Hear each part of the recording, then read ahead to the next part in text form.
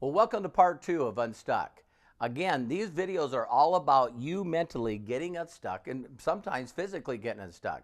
Again, if you didn't take the time to watch the first video, man, watch it, please, because all it's going to do is basically share with you up to this point. So now, again, where I shared off is that I'm the kind of guy, and you should be this kind of person that just humbles yourself. I mean, now, again, being on workman's comp for 9 months, losing virtually everything I had made me humble. And so now what I did is I see this guy, excuse me, and he starts giving me information that I'd never heard before. One of the things that he told me to do right away was read a book called Think and Grow Rich by Napoleon Hill. Now, one of the unique things about this book, Think and Grow Rich, is I'm the kind of guy that doesn't like to read. I'm the kind of guy that didn't do super good in high school. So then what I did is I found a way. Now you can find this on audio, and again, if you want to, you can send me an email and I'll take the time to get it to you. But if you put Think and Grow Rich in YouTube, you can even find Napoleon Hill himself actually go out there and share this with you. Now, in this book, really quickly, it talked about a couple of things I've never heard before. First of all, I thought you had to be intelligent to be successful. In this book, it talks about OPI, other people's ideas. Now, think about this for a second. Every successful person that I'm aware of, if you get to find out their story, if you really get to know their story, you'll find out that they actually took somebody else's idea and just worked harder than everybody else. They marketed it and better than anybody else. Some quick examples. McDonald's, you've heard of McDonald's. If you do your research, you're going to find out that Burger King was the first franchise. There was other franchises before McDonald's, so why does McDonald's get all the credit? Well, bottom line, they seen something great, and they turned around and went out and made billions of dollars for somebody else's idea. Henry Ford is another great example from the book. Henry Ford did not invent the automobile. Mercedes did. But think this, Henry Ford found a way, if he goes down in history as being known of anything, it's the assembly line. He figured out how to make Model Ts and make them as fast and quick as he could. Because if you find a need, you fill it. So again, I believed before I met Bill, and my mentor, and Think and Grow Rich. Of course, another mentor that gave me this book is Roger Penske, a billionaire, is they taught me to think different. Now, I want to cover another point that's very important, and I'm sorry for jumping around, and well, maybe I'm not. I just want to get these points across, and I know there's so many of them. I got hundreds and hundreds and hundreds of hours of personal development that I can't wait to give to you, and I'm just going to start doing it on a daily and a weekly basis. But the first thing too, you got to realize, because I got put on workman's comp and I was making $900 and I need to find another way. See, I didn't have to realize and come to the realization, the pop, and I'll talk about that, is I didn't have to come to realization that what I currently was doing wasn't working.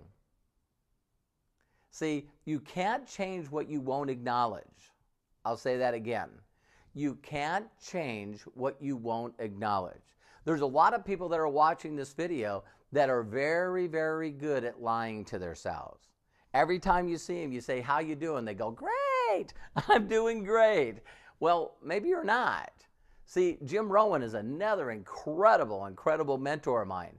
And unfortunately, he's no longer living. I just loved his training. I went to so many of them. I bought every video and book he wrote. And he came out with a classic line that, it's easier to work for profits than work for wage. You know what I mean? Some really classic one-liners that, again, get you to think. But you can't change what you don't acknowledge. And he used to say a whole thing, and again, go to YouTube. I'm going to refer this to a lot because this is going to help you change the way you think. Spend time changing how you think.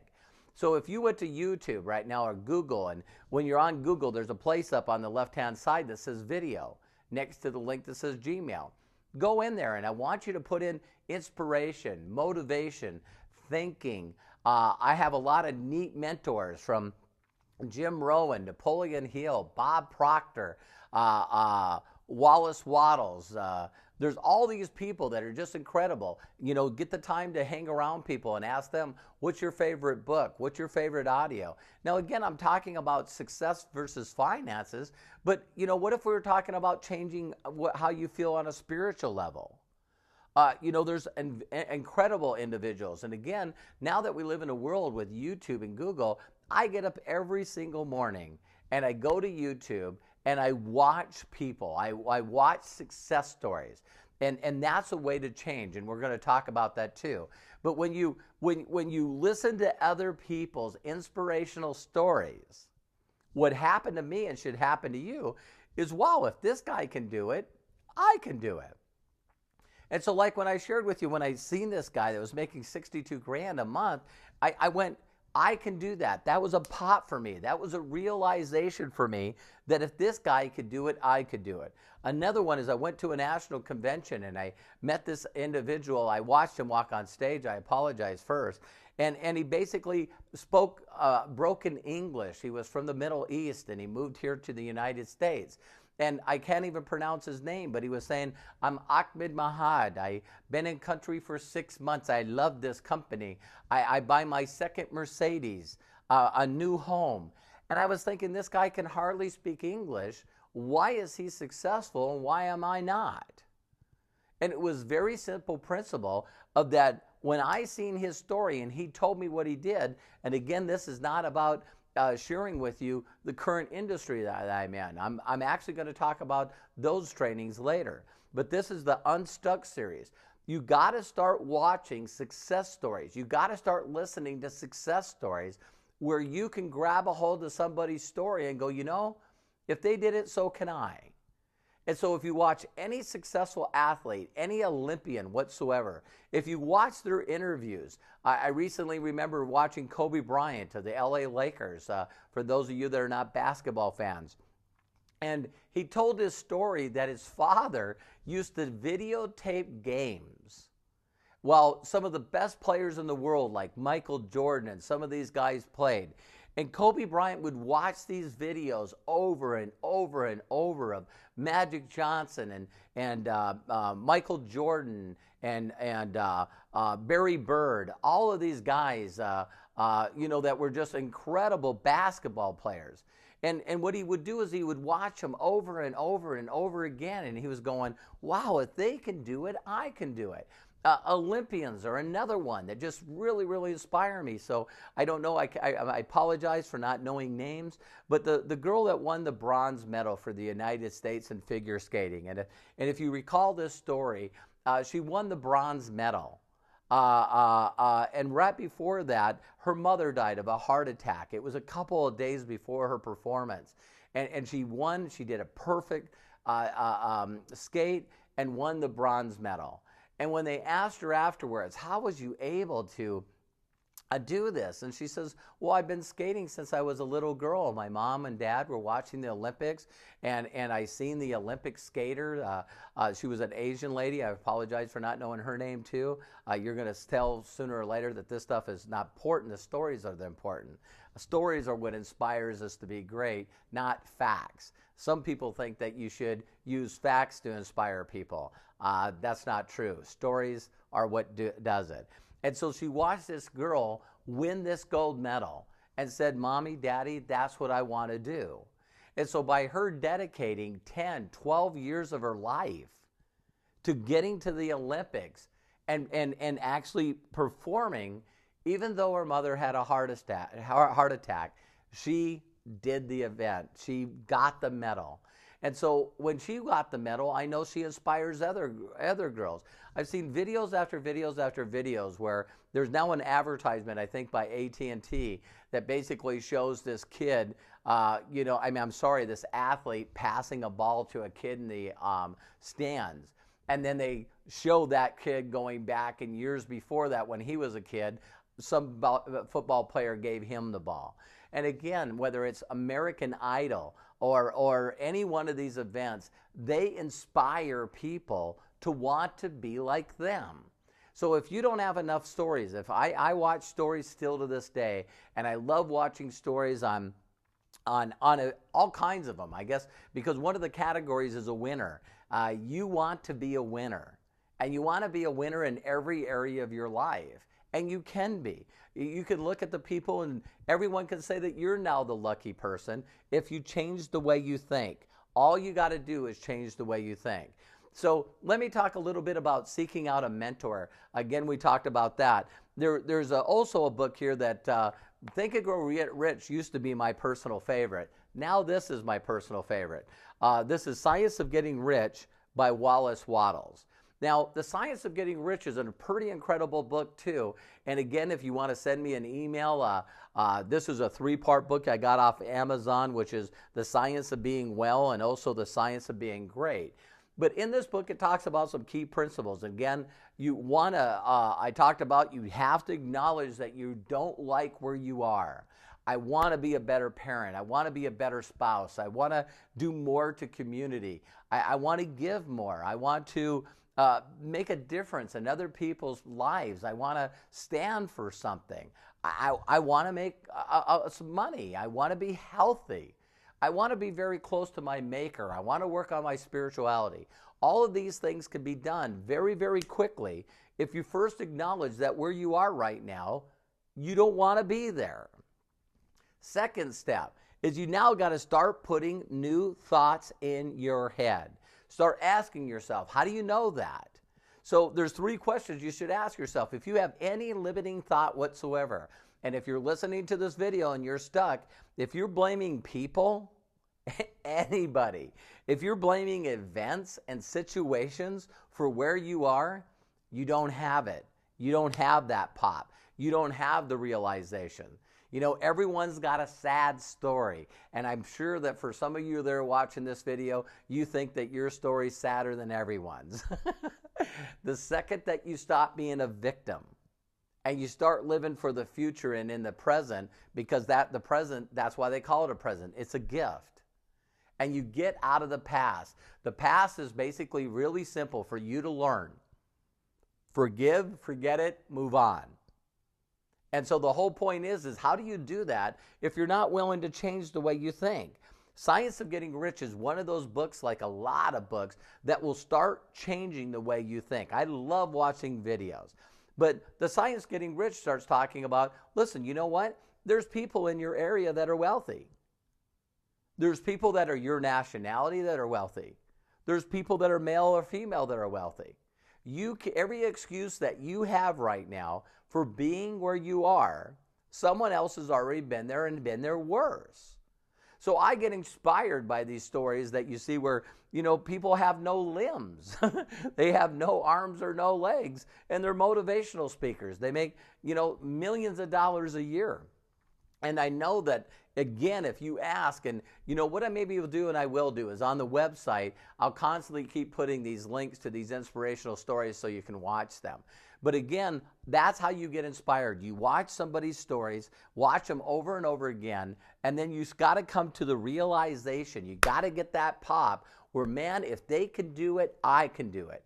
If you don't get that, you're not going to succeed. You're going to go through all the motions. You're going to make the phone calls. You're going to do whatever you need to do, but you got to do it with the right attitude. See, there's a difference in working hard and practicing to master your skill and doing it when you don't want to.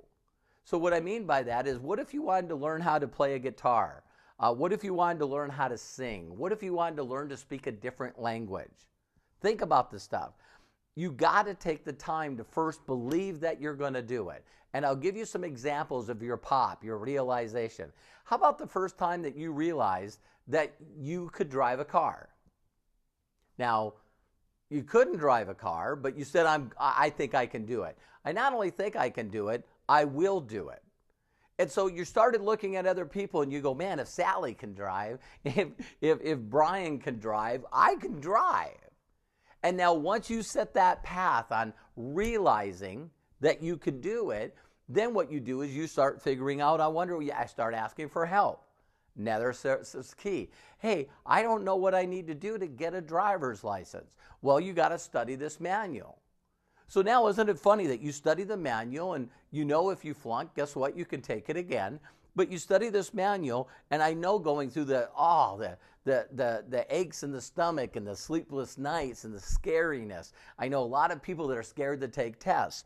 And so you go in there and you take it, and then you see the lady marking the red marks. These are, before the computers and giving away my age. And then all of a sudden she checks and she stops and she looks at you, or he looks at you and smiles and goes, "You passed." Well, that's just step one. Because the next step that you got to do is now, my two youngest sons just got their driver's license, and now all of a sudden the law says that you got to have 50 hours of driving, 10 at night. So now what you got to do is you got to start practicing.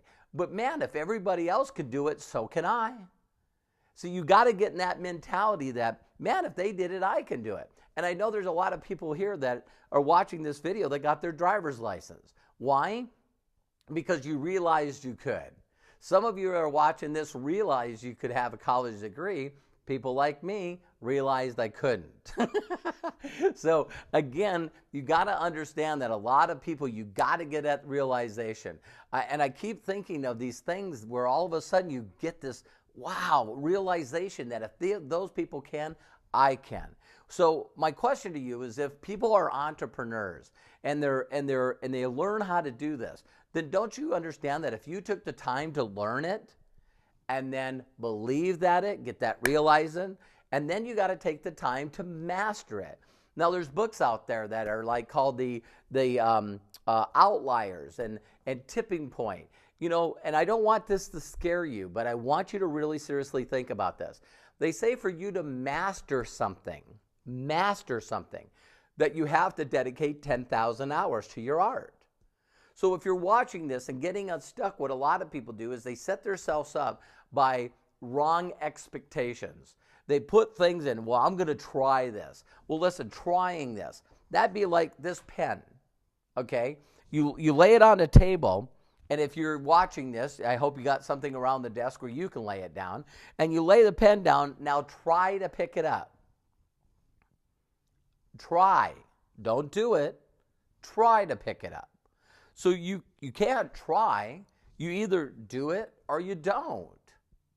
That's part of realization. You make a decision, I'm going to pick up this pen. So a lot of people get in, they see the business that might be that someone shares with you, the company that I'm with, and people get in, they go, well, I'll try this. Don't bother. Because if you just try, you'll fail without a shadow of a doubt.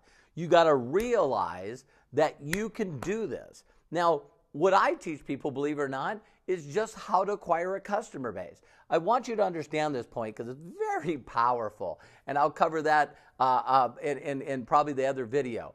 But one of the things is what if you was going to be a landscaper? What if you were going to open up a dry cleaner? What if you wanted to open up a restaurant? It doesn't make a difference. The focus that you need to do is OPI, where I was saying other people's ideas, but you want to apply LPE too, other people's efforts. OPE. Now, other people's efforts is you got to learn how to build a satisfied customer base. Only there can you go out and now get leverage. So the second part of it is called residual. See, how I make so much money is I learn from people how to be able to acquire a satisfied, loyal customer base that will continue to buy the product over and over and over and over again, and that's how I build that kind of residual.